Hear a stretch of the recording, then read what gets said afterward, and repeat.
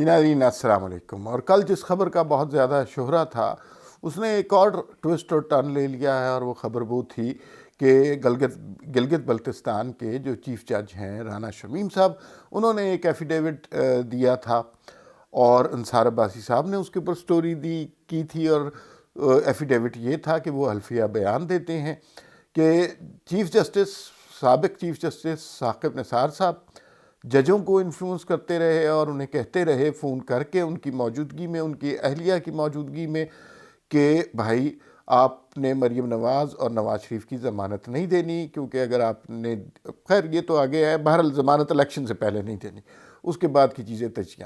یہ خبر تھی، بہت بڑی خبر تھی، ایفیڈیوٹ بھی سوشل میڈیا پر آ گیا، اور لوگوں نے کہا جی وہ پلان جو بہت عرصے سے ایکسپوز نہیں ہوا تھا وہ ایکسپوز ہو گیا۔ اسلام آباد ہائی کورٹ نے نوٹس لے لیا، چیف جسٹس اطہر من اللہ نے ساروں کو بلا لیا۔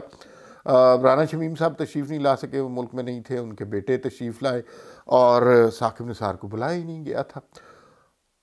ٹوسٹ اور ٹرن یہ لیا گیا کہ اب جن لوگوں نے خبر چھاپی تھی، جس میں میر شکیل الرحمان، انصار عباسی، عامر غوری، ان کو توہین عدالت کا شو کاز نوٹس دے دیا ہے۔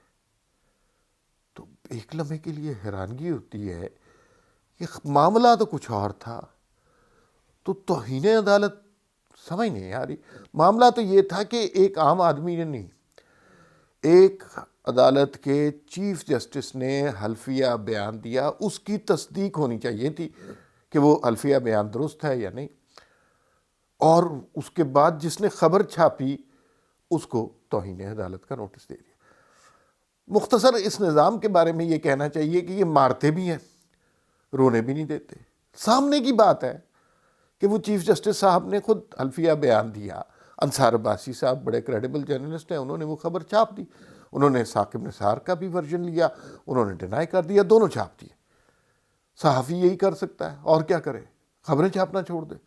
اگر خبریں چھاپنا چھوڑ دے، ان ججوں کے ٹکر چلنا چھوڑ دیں، ختم ہو جائیں، تو ان کے لیے تو خود بڑا مسئلہ ہو جائے گا۔ پھر توہین عدالت بڑی عجیب سی چیز بن گئی ہے اس معاشرے میں۔ مثلا جسٹس شوکت عزیز صدیقی نے کہا کہ مجھے ISI اور دوسرے لوگ، ایجنسیوں کے لوگ انفلوئنس کرتے ہیں کہ نواز شریف کے خلاف فیصلہ آپ نے دینا ہے، اور یہ بھرے مجمع میں انہوں نے کہا، بار سے خطاب کرتے ہوئے کہا، وہ تقریر لاکھوں دفعہ شیئر ہو چکی ہے، ایک دفعہ بھی ان ایجنسیوں کو نوٹس نہیں دیا گیا کہ آپ نے توہین عدالت کی ہے نا عجیب بات۔ جسٹس قاضی فائزی صاحب کے خاندان کے خلاف ٹی وی پر کیا کیا مغلظات بکی گئی، ان کی اہلیہ کے حوالے سے، ان کے بچوں کے حوالے سے، سوشل میڈیا پہ ٹرینڈ بنتے رہے، ان کو جانے کیا کچھ نہیں کہا گیا، توہین عدالت نہیں ہوئی۔ کل کاشف عباسی صاحب کے پروگرام میں فیصل واڈا صاحب تشریف لائے، اور انہوں نے کہا رانا شمیم صاحب کے بارے میں کہ ایسے ریٹارڈڈ جج کو لتر مارنے چاہیے، اور مزے کی بات یہ ہے کہ توہین عدالت نہیں ہوئی، البتہ انصار عباسی پر توہین عدالت شکیل الرحمان پر اور عامر غوری پر لگ گئی ہے۔ عجیب سا نہیں ہے قانون؟ خیر بیسیکلی نا، اس بات کو میں بہت زیادہ قانونی گفتگو تو نہیں کر سکتا۔ 2018 میں ایک بہت بڑا قومی جرم ہوا، ایک بہت بڑے منصوبے، قریب بھیانک منصوبے کے ذریعے پاکستان کے عوام سے ان کا مینڈیٹ چھینا گیا۔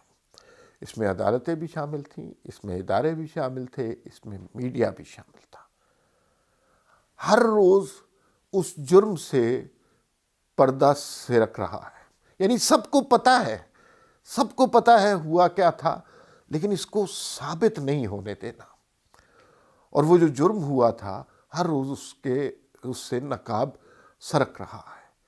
اس جرم کو چھپانے کے لیے ہر طریقہ اختیار کیا جا رہا ہے۔ تو اگر یہ چھپانے میں کامیاب ہو بھی جائے تو کیا وہ جرم نہیں ہوا تھا؟ سب کو پتہ ہے، پاکستان میں بچے کو پتہ ہے، ریڑھی والے کو، ٹھیلے والے کو بھی پتہ ہے کہ کس نے چرایا تھا ہمارا مینڈیٹ، اور سارے اس میں شامل تھے۔ بہت سے، اچھا فرض کیجئے یہ پردہ پوشی کے چکر میں یہ رانا شمیم صاحب والے کیس کا معاملے کا کچھ نہ کچھ ادھر ادھر ہو جاتا ہے، کوئی خاموشی ہو جاتی ہے، تو کیا یہ آخری ایفیڈیوٹ تھا؟ کیا یہ آخری ویڈیو تھی؟ کیا اتنے بڑے جرم کے اور ثبوت نہیں ہوں گے؟ آج اس کے اوپر سارا میڈیا، ساری عدالتیں لگ گئیں، کل کو 10 چیزیں اور نکل آئے گی۔ یہ جو جرم ہے وہ چھپ نہیں سکتا، کتنا چھپائیں گے، وہ اتنا ہی شدت سے باہر آئے گا۔ یہ تاریخ ہمیں بتاتی ہے، انسانی نفسیات بتاتی ہے۔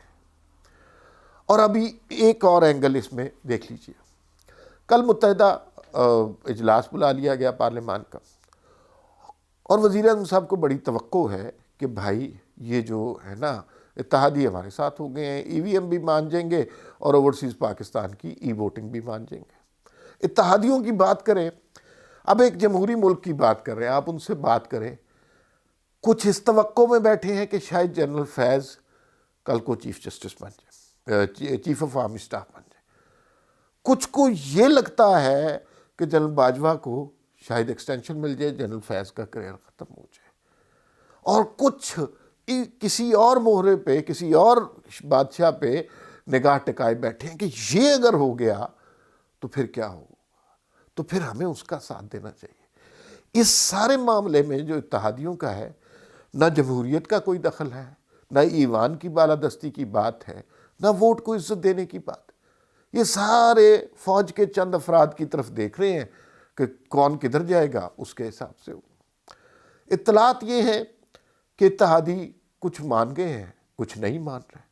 نمبر گیم بڑی باریک ہے، تھوڑے سے نمبروں سے فرق پڑ سکتا ہے، لیکن یہ بہت بڑا ٹیسٹ ہوگا حکومت کے لیے بھی، نواز شریف کے لیے بھی، اور ان لوگوں کے لیے بھی جنہوں نے کہا کہ اب ہم فیئر پلے کریں گے۔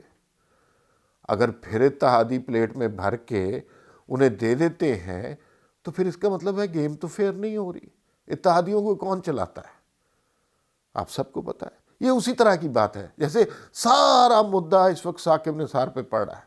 حامد میر صاحب نے کل بہت اچھی ٹویٹ کی، انہوں نے کہا یار بھائی بات یہ ہے، ثاقب نثار سے کون فون کروا رہا تھا؟ اس کے اوپر بات کرنی چاہیے نا۔ وہ جو اتنے تگڑے ہو کے پھر رہے تھے تو کس کے کہنے پہ تگڑے ہو کے پھر رہے تھے؟ تو یہ بڑا عجیب سا معاملہ ہے۔ اس کو ہم جمہوری ملک کہتے ہیں، لیکن یہ کوئی اتنا زیادہ جمہوری کام نہیں ہو رہا۔ میڈیا پہ سوال اٹھ جاتا ہے توہین عدالت کا۔ اتحادی فوج کے بندے دیکھتے رہتے ہیں کہ کون کدھر جا رہا ہے، اس کے حساب سے ووٹ دیں گے۔ پارلیمان آپ کی بالکل یرغمال ہے۔ تو کل جو اجلاس ہو رہا ہے وہ بنیادی طور پر ویڈنسڈے کو، کہ جو ٹیسٹ ہے حکومت کا، جمہوریت کا، اور اس سٹرگل کا جو نواز شریف اور مریم نواز نے کی، اس سے کل ٹیسٹ کا پتہ چل جائے گا۔ اور دوسرا ای وی ایم اور یہ اوورسیز ای ووٹنگ جو ہے، یہ کس لیے کی جا رہی ہے یہ مجھے اور آپ سب کو پتہ ہے۔ اس کا مقصد 2018 کے نتائج حاصل کرنا ہے۔ اب وہ قوتیں کھل کے سامنے نہیں آ سکتی تو پس پردہ رہ کے آ سکتی ہیں۔ عمران خان صاحب کے پاس زیادہ آپشنز نہیں ہیں۔ یہ ہو بھی جائے ای وی ایم ووٹنگ وغیرہ والا تو یہ الیکشن کمیشن چیلنج کر دے گا، وہ کہے گا ہمارے پاس تیاری نہیں ہے، آپ کچھ عرصے کے بعد آئیں اور اگلے الیکشن میں 2023 میں نہیں، اس سے اگلے الیکشن میں ہم یہ بات کریں گے۔